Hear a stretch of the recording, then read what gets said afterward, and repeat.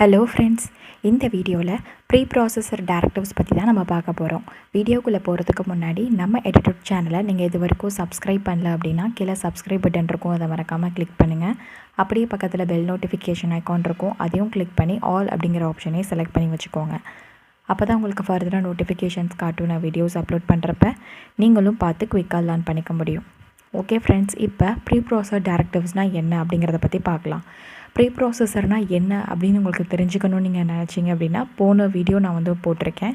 So C programming ப்ளேலிஸ்ட்டில் போய் பார்த்தீங்க அப்படின்னா ப்ரீ ப்ராசஸர் அப்படின்னு சொல்லிட்டு ஒரு வீடியோ இருக்கும். ஸோ அந்த வீடியோ பார்த்துட்டு இந்த வீடியோவுக்கு வந்தீங்க அப்படின்னா ப்ரீ ப்ராசஸர்னால் என்ன அப்படிங்கிற டெஃபினேஷன் உங்களுக்கு புரிஞ்சிருக்கும். And at the same time preprocessor directives பற்றி இந்த வீடியோவில் நம்ம பார்க்குறதுக்கு இன்னும் கொஞ்சம் ஹெல்ப்ஃபுல்லாக இருக்கும் அந்த வீடியோ. ப்ரீ ப்ராசஸர்னால் என்ன அப்படின்னு நான் முன்னாடியே சொல்லியிருந்தேன். ஸோ அதே மாதிரி தான் பார்த்திங்க அப்படின்னா இங்கே ப்ரீ ப்ராசஸர் டேரக்டிவ்ஸ் அப்படிங்கிறது என்ன அப்படின்னா இது கம்பைலேஷன் ப்ராசஸில் யூஸ் பண்ணக்கூடிய ஒரு ஜஸ்ட் ஸ்டெப் மாதிரி தான். ஸோ இது பார்த்திங்கன்னா கம்பைலரில் இருக்கக்கூடிய ஒரு பகுதியாக நம்ம பார்த்திங்கன்னா கன்சிடர் பண்ணக்கூடாது. ஜஸ்ட் லைக் எப்படி சொல்கிறது அப்படின்னா ஒரு டெக்ஸ்ட் சப்ஸ்டியூஷன் டூல் அப்படின்னு சொல்லி நான் ஷார்ட்டாக சொல்லியிருந்தேன் இல்லையா. ஸோ கிட்டத்தட்ட அதுதான் இங்கேயும். ஸோ ப்ரீ ப்ராசஸர் டேரக்டிவ்ஸில் பார்த்தீங்கன்னா இங்கே நான் லிஸ்ட் அவுட் பண்ணியிருக்கேன் பாருங்கள். ஸோ இது எல்லாமே பார்த்திங்கன்னா ப்ரீ ப்ராசஸர் டேரக்டிவ்ஸ் தான். ஸோ அந்த டேரக்டிவ் என்ன, அதோட சப்ஸ்கிரிப்ஷன் என்ன நான் இங்கே டேபிள்லேயே உங்களுக்கு நான் காமிச்சிருக்கேன். ஸோ ஆஷ் டிஃபைன் அப்படிங்கிற இந்த டேரக்டிவ்க்கு மீனிங் என்ன அப்படின்னா ஸோ ஆஷ் டிஃபைன் அப்படிங்கிற அந்த நேம்லேயே பார்த்திங்கன்னா இருக்குது. ஸோ டிஃபைன் அப்படிங்கிறது என்னென்னா நீங்கள் பர்டிகுலர் ஏதோ ஒரு வேரியபிளுக்கு இல்லை ஏதோ நீங்கள் என்ன பண்ண போகிறீங்கன்னா ஒரு வேல்யூ சப்ஸ்டியூட் பண்ண போகிறீங்க. அதான் பார்த்திங்கன்னா சப்ஸ்டியூட்ஸை ப்ரீ ப்ராசஸர் மேக்ரோ அப்படின்னு சொல்லி கொடுத்துருக்காங்க. ஸோ இதான் பார்த்திங்கன்னா ஆஷ் டிஃபைன் அப்படின்னு நீங்கள் யூஸ் பண்ணுறீங்க அப்படின்னா ஒரு மேக்ரோ இருக்குது, அதுக்கு நீங்கள் என்ன பண்ணுறீங்கன்னா ஒரு வேல்யூ சப்ஸ்டியூட் பண்ணுறீங்க அப்படின்னு சொல்கிறதான் இந்த ஆஷ் டிஃபைன். செகண்ட் பார்த்திங்கன்னா ash include. So ash include அப்படிங்கிறது எப்போ யூஸ் பண்ணுவாங்க அப்படின்னு பார்த்தீங்கன்னா இப்போ இன்னொரு ஃபைலில் நீங்கள் ஒரு பர்டிகுலர் ஃபங்க்ஷன் பார்த்தின டெஃபினிஷன்ஸ் எல்லாமே டிஃபைன் பண்ணி வச்சுருக்கீங்க. அதை நான் ஏன் இப்போ கரண்ட் ப்ரோக்ராமில் நான் யூஸ் பண்ணணும்னு நினைக்கிறீங்க அப்படின்னா ஸோ அந்த மாதிரி நேரத்தில் ஆஷ் இன்க்ளூடு யூஸ் பண்ணுவாங்க. So inserts a particular header, அதாவது பர்டிகுலர் ஹெட்டர் ஃபைலை மட்டும் எனக்கு இன்னொரு ஃபைலிருந்து நான் ஆக்சஸ் பண்ணணும்னு நினைக்கிறேன் அப்படிங்கிறத கொடுக்குறதுக்கு தான் இந்த ஆஷ் இன்க்ளூட் அப்படிங்கிறது. ஆஷ் அன்டெஃப் அப்படிங்கிறது என்னென்னு சொல்லி பார்த்தீங்கன்னா நீங்கள் ஆல்ரெடி ப்ரீ டிஃபைன் பண்ணி வச்சுருந்துருப்பீங்க ஒரு ப்ரீ ப்ராசஸர் மேக்ரோ. ஸோ அதை நான் இப்போ அன்டிஃபைன் பண்ணுறேன், அதாவது அதை நான் ரிமூவ் பண்ணுறேன் அப்படின்னு சொல்கிறத பார்த்திங்கன்னா அன்டிஃபைனிங் த ப்ரீ ப்ராசஸர் மேக்ரோக்கு பேர் தான் ஆஷ் அன்டிஃபைன்.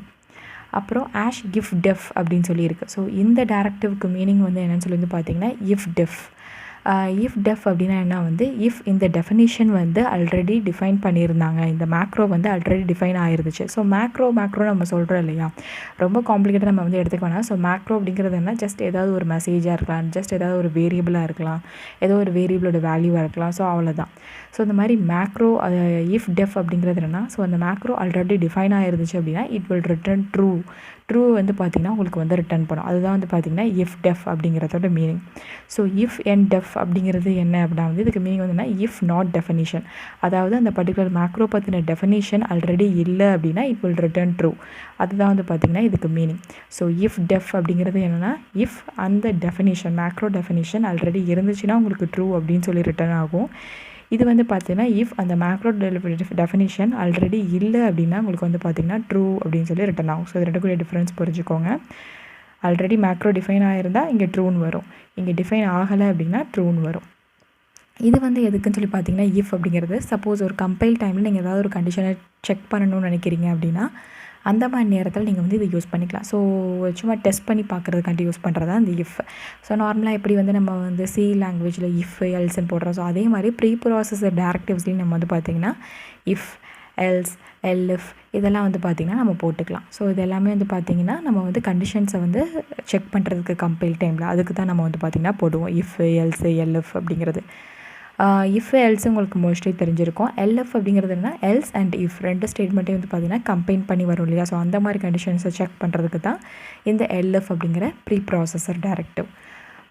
ஸோ நெக்ஸ்ட் பார்த்திங்கன்னா ஆஷ் என்டிஃப் அப்படின்னு சொல்லிட்டு இன்னொரு டேரக்டிவ் இருக்குது. ஸோ இதோட வேலை என்ன அப்படின்னா ப்ரீ ப்ராசஸர் கண்டிஷனை பார்த்திங்கன்னா எண்டு பண்ணுறதுக்கு, அதாவது நீங்கள் ஆஷ் இஃப் அப்படின்னு சொல்லிட்டு ஒரு பர்டிகுலர் கண்டிஷனை நீங்கள் டெஸ்ட் பண்ணிட்டீங்க அப்படின்னா ஓகே அந்த கண்டிஷன் டெஸ்ட் பண்ணது முடிஞ்சிருச்சு அப்படிங்கிறத இண்டிகேட் பண்ணுறதுக்கு இந்த ஆஷ் என்டிஃப் அப்படிங்கிறது பார்த்திங்கன்னா இங்கே கண்டிப்பாக கொடுத்தாங்க. ஸோ எங்கெங்கெல்லாம் நீங்கள் கண்டிஷன்ஸை டெஸ்ட் பண்ணுறீங்களோ அங்கெல்லாம் நீங்கள் வந்து பார்த்தீங்கன்னா இந்த ஆஷ் என்டெஃப் அப்படிங்கிறது கொடுத்து அந்த கண்டிஷனல் ஸ்டேட்மெண்ட் டெஸ்ட் பண்ணி முடிச்சாச்சு, அந்த preprocessor condition statement test பண்ணி முடிச்சாச்சு அப்படிங்கிறத இண்டிகேட் பண்ணுறதுக்கு இந்த ஆஷ் என்டெஃப் அப்படிங்கிற டைரக்டிவ் முக்கியமாக கண்டிப்பாக நம்ம யூஸ் பண்ணி ஆகணும்.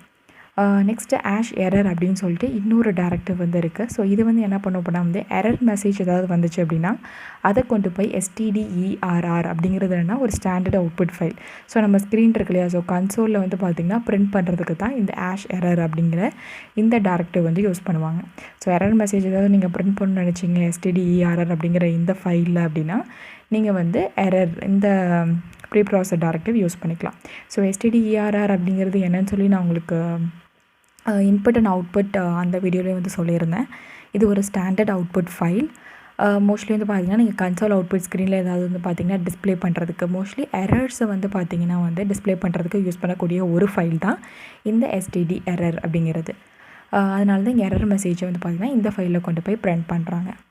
ஓகே, ஆஷ் ப்ரெக்மா அப்படிங்கிறது என்னென்னா இந்த மாதிரி நிறையா கமெண்ட்ஸ் வந்து கம்பைலருக்கு வந்து பார்த்திங்கன்னா இருக்குது அப்படின்னு சொல்கிறாங்க. ஓகே, இதில் நான் என்ன சில இதுக்கு எக்ஸாம்பிள் வந்து உங்களுக்கு நான் சொல்லித்தரேன். ஃபர்ஸ்ட் நம்ம என்ன பார்க்கலான்னா ஆஷ் டிஃபைன் அப்படிங்கிறதுக்கு பார்க்கலாம். ஸோ ஆஷ் டிஃபைன் இந்த டைரக்டிவ்க்கு வந்து பார்த்திங்கன்னா நான் முன்னாடியே சொன்ன மாதிரி இதோட மீனிங் வந்து என்னென்னா சப்ஸ்டியூட்ஸ் ப்ரீ ப்ராசஸர் மேக்ரோ அப்படின்னு சொல்லி வந்து பார்த்தோம்.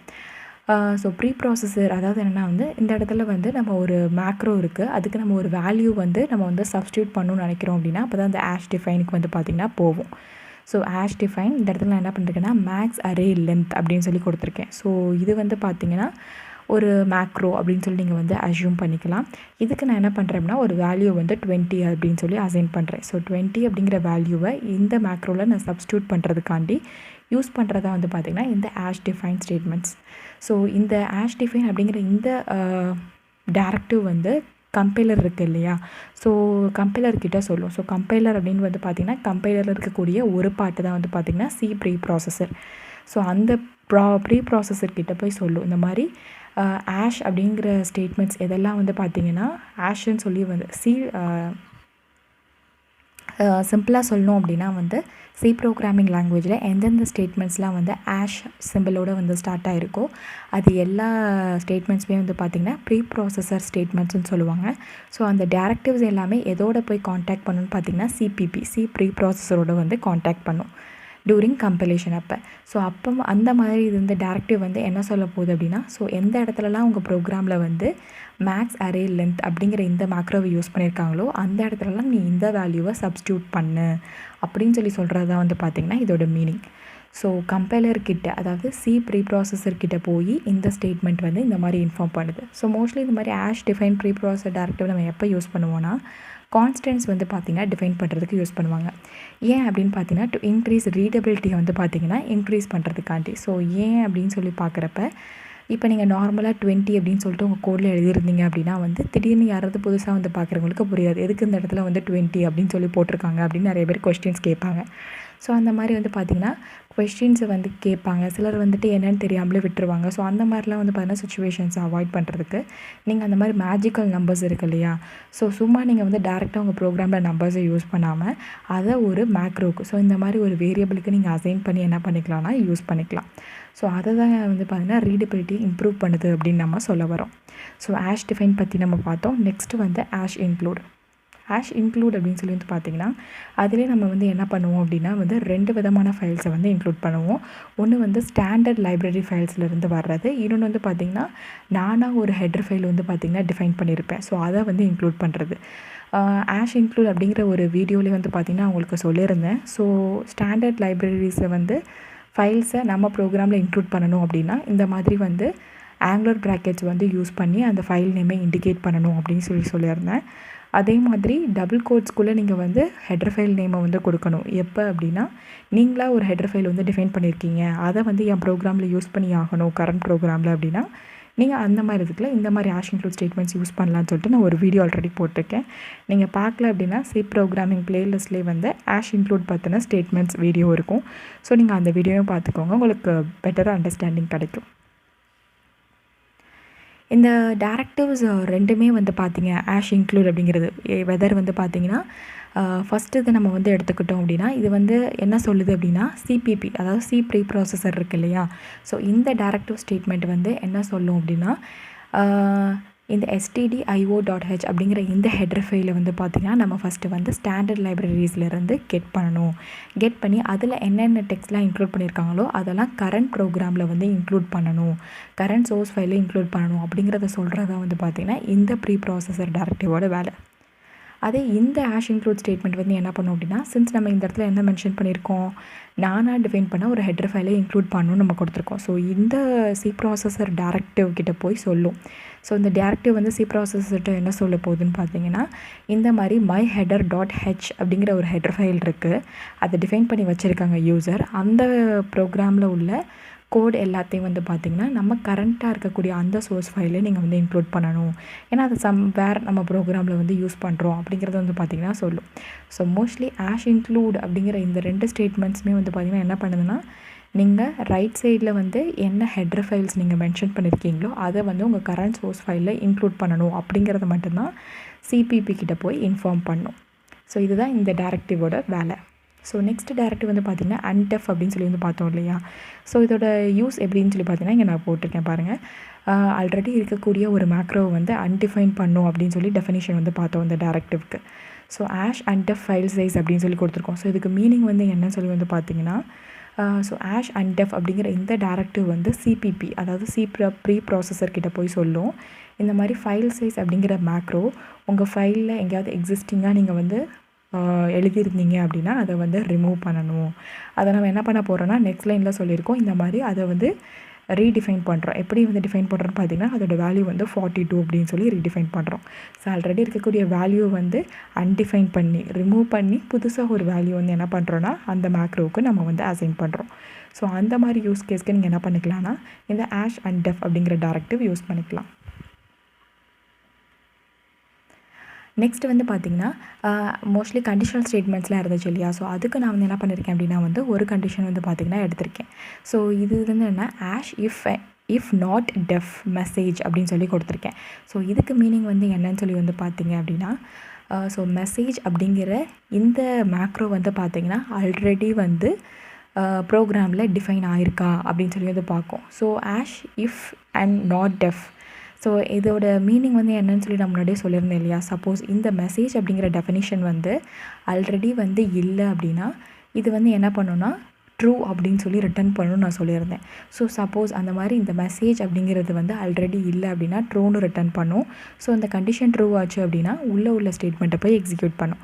ஸோ உள்ளே என்ன ஸ்டேட்மெண்ட் எக்ஸிக்யூட் ஆகிருக்கு என்ன இருக்குதுன்னு பார்த்தீங்கன்னா ஆஷ் டிஃபைன் அப்படிங்கிற ஸ்டேட்மெண்ட். அதாவது என்ன பண்ணியிருக்காங்கன்னா, இந்த மெசேஜ் அப்படிங்கிற அது ஒரு மேக்ரோ வந்து ஆல்ரெடி டிஃபைன் பண்ணல அப்படின்னா அதை இப்போ டிஃபைன் பண்ணுறாங்க. டிஃபைன் பண்ணிவிட்டு என்ன பண்ணுறோன்னா ஆஷ் என்டிஃப் அப்படின்னு சொல்லி நம்ம கொடுக்குறோம். ஆஷ் என்டிஃப்னால் நான் வந்து முன்னாடியே சொல்லியிருந்தேன் இல்லையா, இந்த மாதிரி இஃப் கண்டிஷனல் ஸ்டேட்மெண்ட்ஸ் இருக்கு இல்லையா. ஸோ ப்ரீ ப்ராசஸரில் கண்டிஷன்ஸ்லாம் நீங்கள் வந்து இன்க்ளூட் பண்ணுறீங்க. அப்படி இன்க்ளூட் பண்ணுறப்ப கண்டிஷன் வந்து முடிஞ்சிருச்சு அப்படிங்கிறதே நம்ம சிபிபி கிட்ட சொல்லணும். ஸோ அதை சொல்கிறதுக்கு தான் வந்து பார்த்திங்கன்னா ஆஷ் என்டிஃப் அப்படிங்கிற இந்த டைரக்டிவ் யூஸ் பண்ணுறோம். ஸோ இந்த டைரக்டிவ் என்ன பண்ணணும்னா ப்ரீ ப்ராசஸர்கிட்ட போய் இந்த மாதிரி ப்ரீ ப்ராசஸர் கண்டிஷனல் ஸ்டேட்மெண்ட்ஸ் எல்லாம் முடிஞ்சிடுச்சு அப்படிங்கிறத வந்து பார்த்திங்கன்னா இண்டிகேட் பண்ணும். ஸோ இந்த இடத்துல நம்ம என்ன ஆப்ரேஷன் வந்து பெர்ஃபார்ம் பண்ணுறோம் அப்படின்னா, மெசேஜ் அப்படிங்கிறது ஆல்ரெடி டிஃபைன் பண்ணியிருக்காங்களான்னு சொல்லி பார்க்கும். ஸோ டிஃபைன் பண்ணல அப்படின்னா இது வந்து ட்ரூன்னு சொல்லி ரிட்டர்ன் பண்ணும். ஸோ ட்ரூ அப்படின்னா கண்டிஷன் ட்ரூ ஆகுது, அந்த இடத்துல ட்ரூ ஆனனால உள்ள ஸ்டேட்மெண்ட்டை போய் எக்ஸிக்யூட் பண்ணும். உள்ளே நம்ம என்ன பண்ணுறோம் அப்படின்னா மெசேஜ் அப்படிங்கிற ஒரு மேக்ரோவுக்கு வேல்யூ டிஃபைன் பண்ணுறோம், யூ விஷ் அப்படின்னு சொல்லிட்டு, அவ்வளோதான். நெக்ஸ்ட்டு நம்ம கண்டிஷன் வந்து முடிஞ்சிருச்சு அப்படின்னு சொல்லி ப்ரீ ப்ராசஸருக்கு இன்வார்ம் பண்ணுறோம் ஆஷ் என்டிஃப் டைரக்டிவ் மூலியமாக. நெக்ஸ்ட் நம்ம வந்து என்ன பண்ணுறோன்னு பார்த்தீங்கன்னா ஆஷ் இஃப் டெஃப் டீபக் அப்படின்னு சொல்லிட்டு நம்ம வந்து பார்த்திங்கன்னா ஒரு இது யூஸ் பண்ணுறோம். இதுக்கு வந்து என்ன அப்படின்னா வந்து இஃப் நாட் டெஃப் அப்படிங்கிறது என்னென்னா ஆல்ரெடி டிஃபைன் பண்ணலைன்னா ட்ரூன்னு ரிட்டர்ன் பண்ணும். இது வந்து என்னென்னா ஆல்ரெடி டிஃபைன் பண்ணியிருந்தாங்க அப்படின்னா ட்ரூன்னு சொல்லி ரிட்டர்ன் பண்ணும்.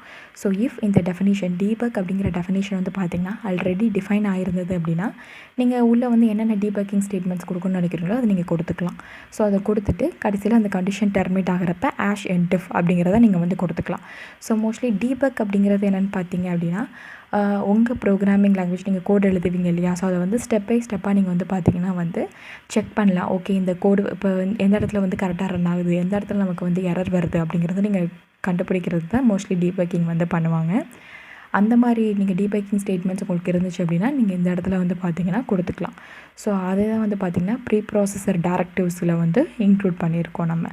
ஆஷ் இஃப் டெஃப் அப்படிங்கிறது, ஸோ டீபக் அப்படிங்கிறது ஆல்ரெடி டிஃபைன் பண்ணியிருந்தாங்க அப்படின்னா அப்போ அந்த கண்டிஷன் ட்ரூ ஆகும். ஸோ உள்ளே போய்ட்டு அந்த ஸ்டேட்மெண்ட்ஸ் எல்லாத்தையும் எக்ஸிக்யூட் பண்ணும். கடைசியில் அந்த கண்டிஷன் வந்து பார்த்திங்கன்னா இங்கே வந்து நம்ம டெர்மினேட் பண்ணுறோம் அப்படிங்கிறத இண்டிகேட் பண்ணுறதுக்கு இந்த டைரக்டிவ் வந்து யூஸ் பண்ணியிருக்கோம், ஆஷ் அண்ட் டெஃப் அப்படிங்கிறது. ஓகே ஃப்ரெண்ட்ஸ், இந்த வீடியோவில் வந்து ப்ரீ ப்ராசஸர் டைரக்டிவ்ஸ் பற்றி நல்ல ஃபுல் ஓவர்வியூ வந்து உங்களுக்கு கிடச்சிருக்கும்னு நினைக்கிறேன்.